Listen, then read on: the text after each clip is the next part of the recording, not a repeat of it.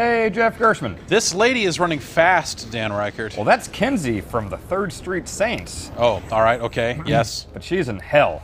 That's See the lava? That is far from 3rd Street. You know, there's probably a 3rd Street in hell. I would imagine.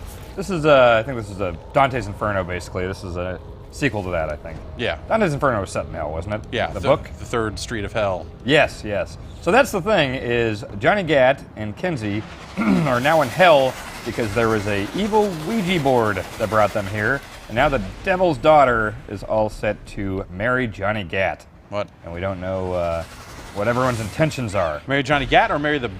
What? Wait. The Devil's Daughter, Jezebel... Wait.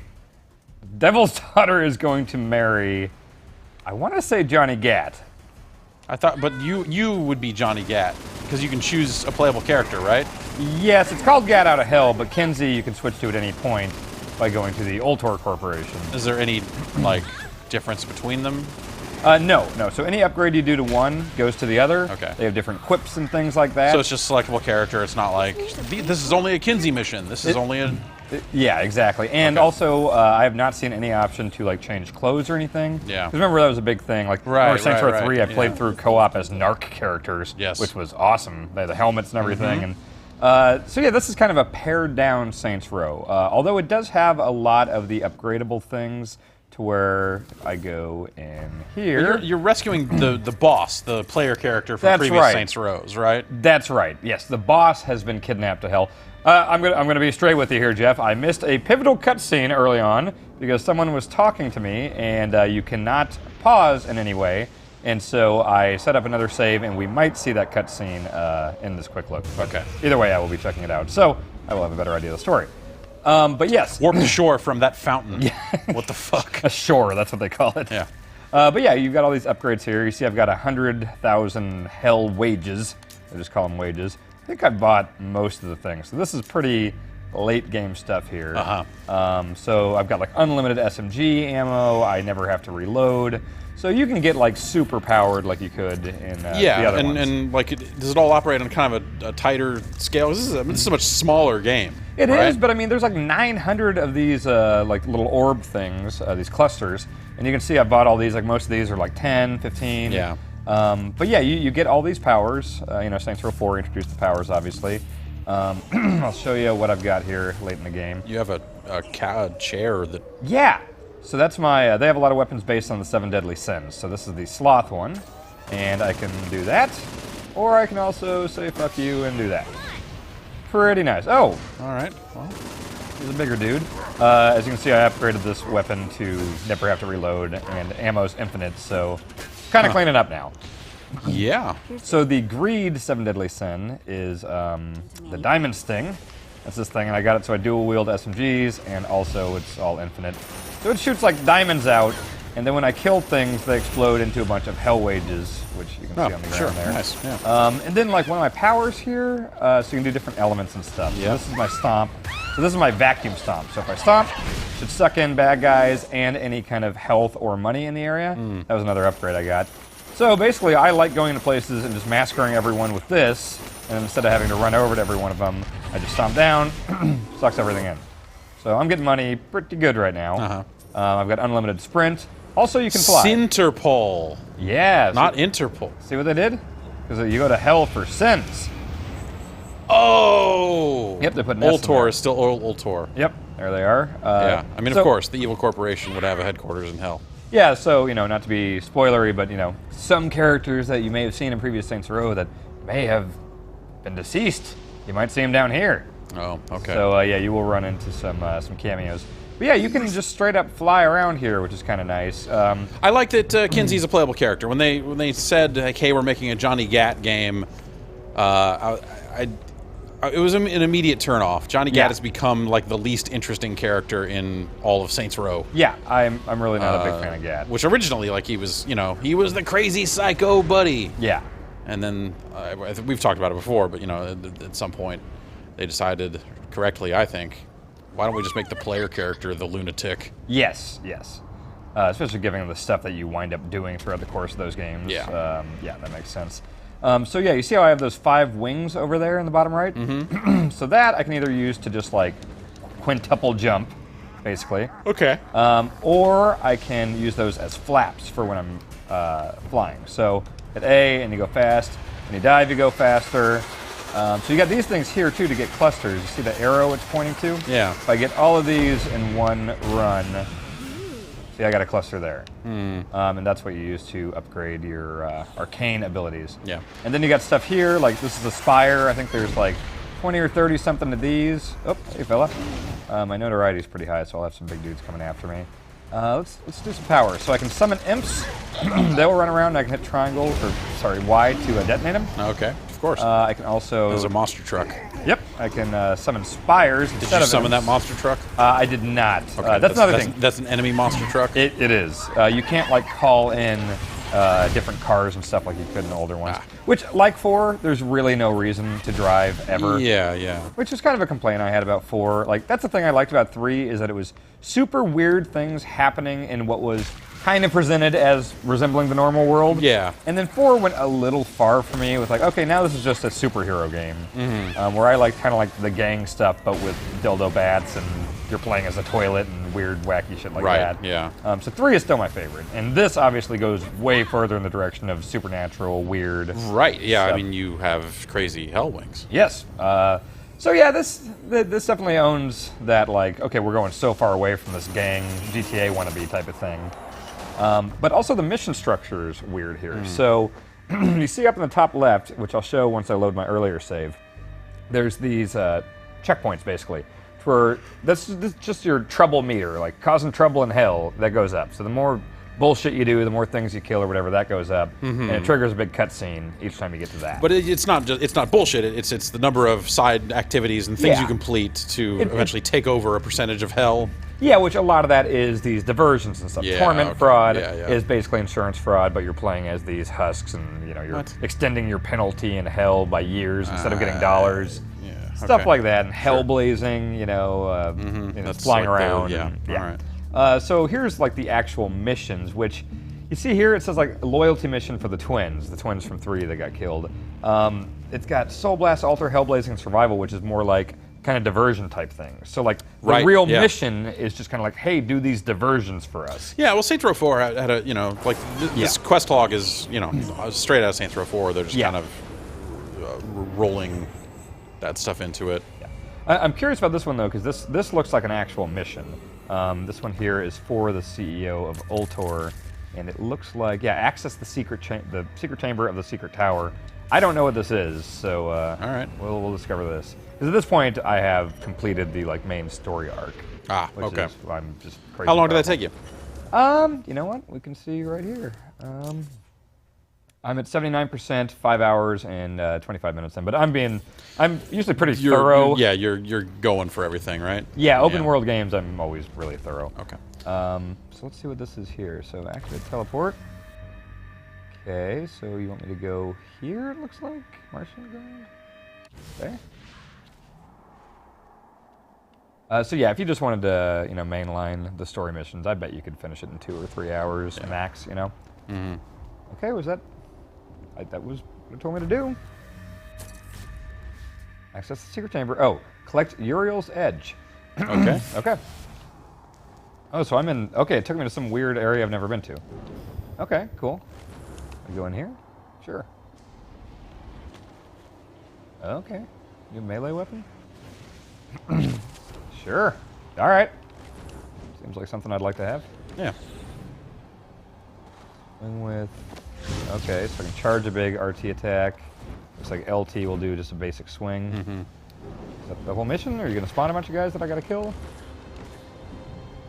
Maybe try to leave. Yeah. You gonna let me out of here? Was that the mission?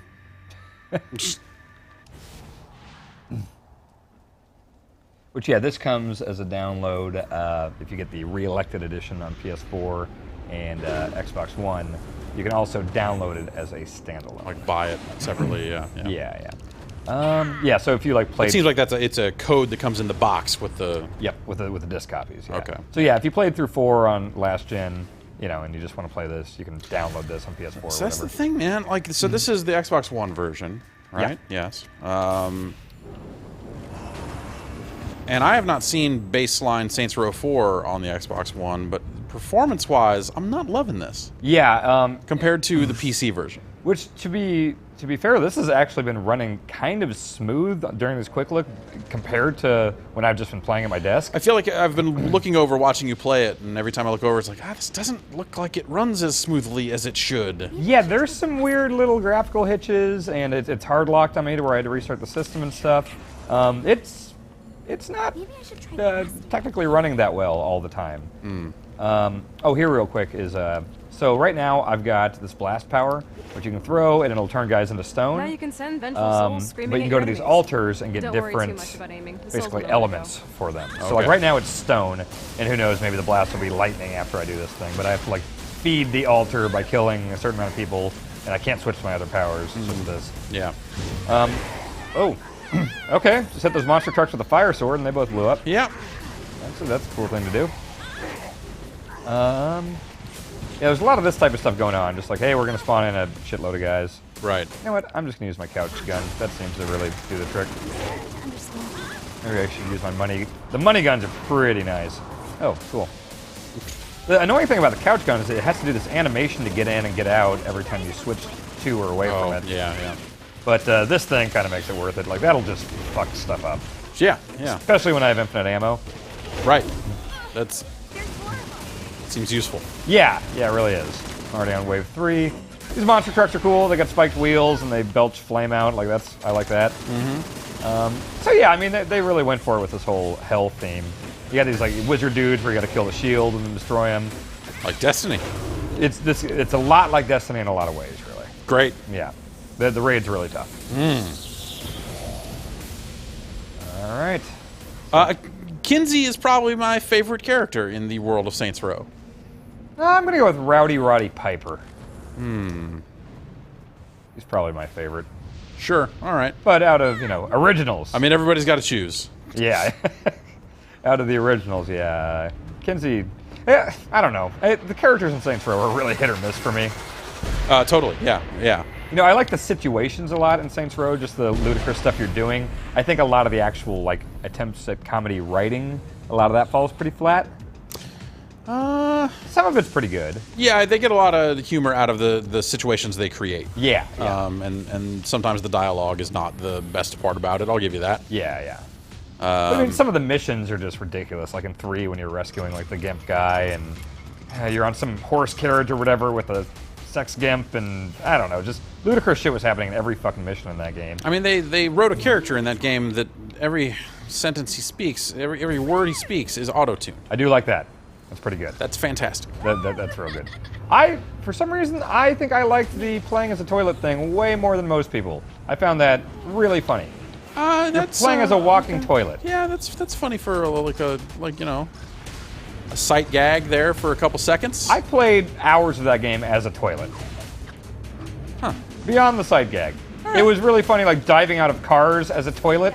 That made me laugh a lot. It's watching toilets fall out of planes and And skydive and stuff. That stuff was great.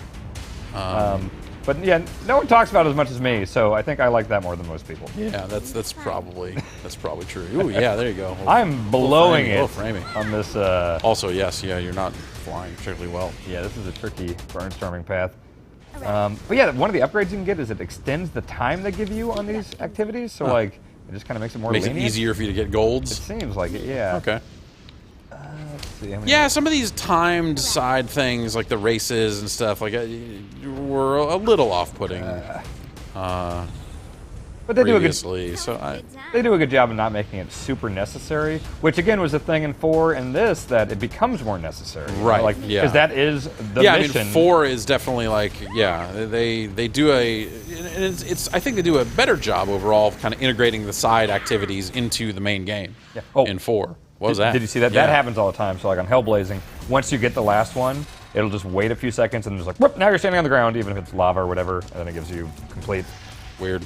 Yeah, just little things like that. It's not a broken game by any means, but it's just a lot of jarring, just oh, okay, that was a weird transition or animation or whatever.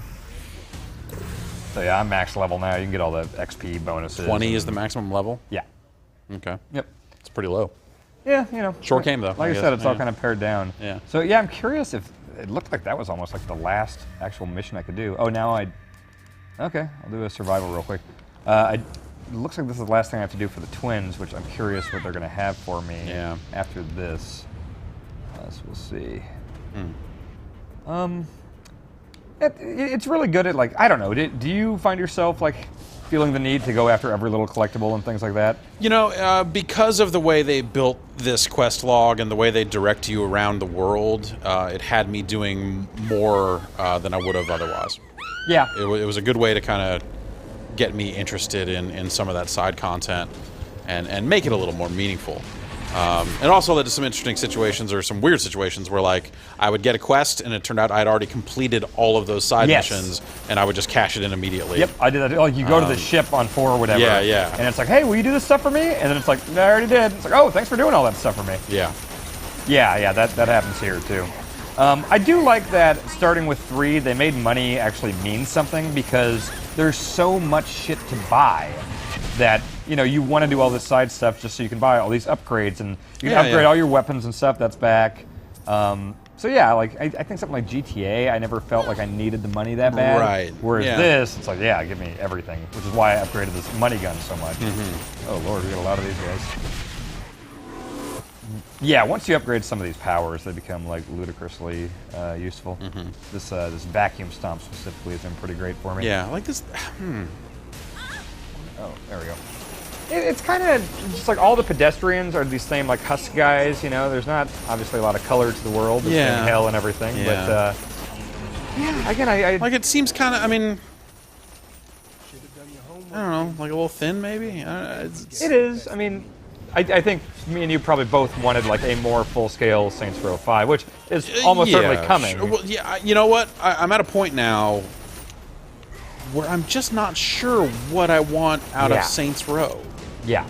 Like, what is the ideal thing? Like, I kind of want more of 3. I think, like I said, that was the sweet spot for me. I kind of think it's hard for them to go back and ground it again the way 3 was comparatively to 4. You know, like, are they going to take all the superpowers out and go backwards? Like, they need to replace it with something, right? I mean, if they just go back and make a run-of-the-mill, like, funny GTA, like, that's not.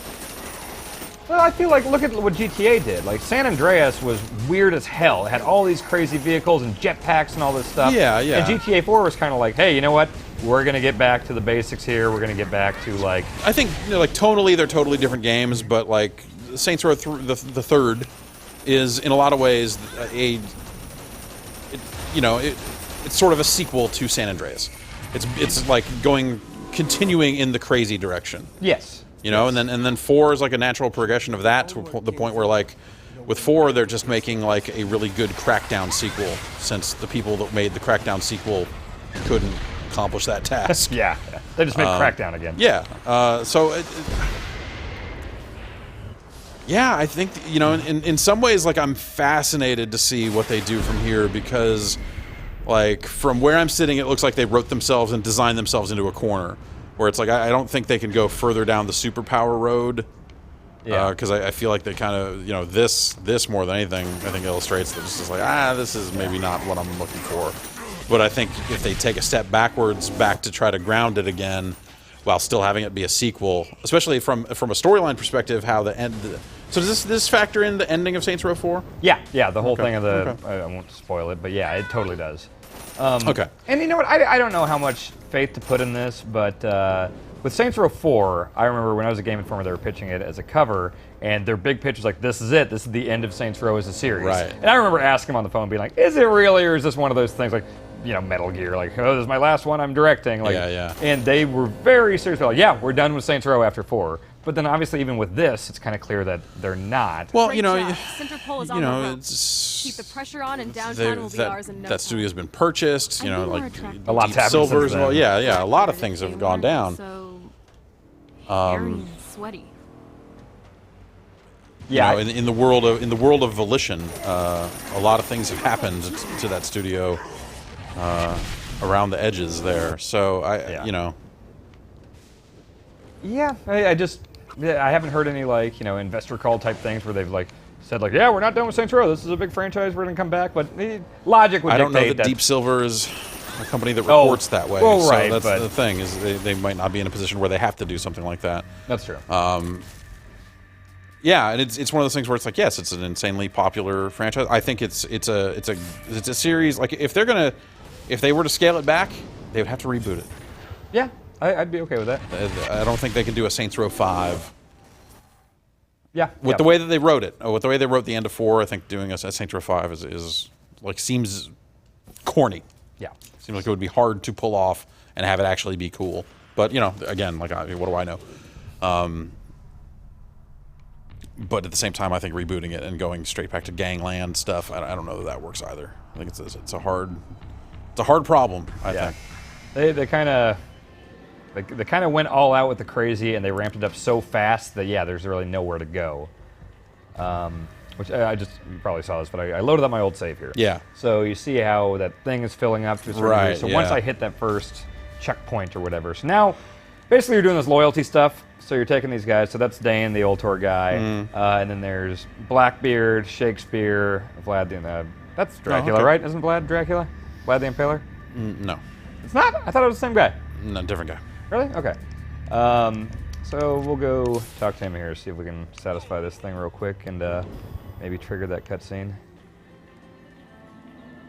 The Forge is prime real estate in hell. This smoggy shithole is located over the richest mineral Wasn't this veins the Jay in Moore afterlife. character You want to in hurt Hell's previous games? infrastructure? Here's where you do Sounds it. about right.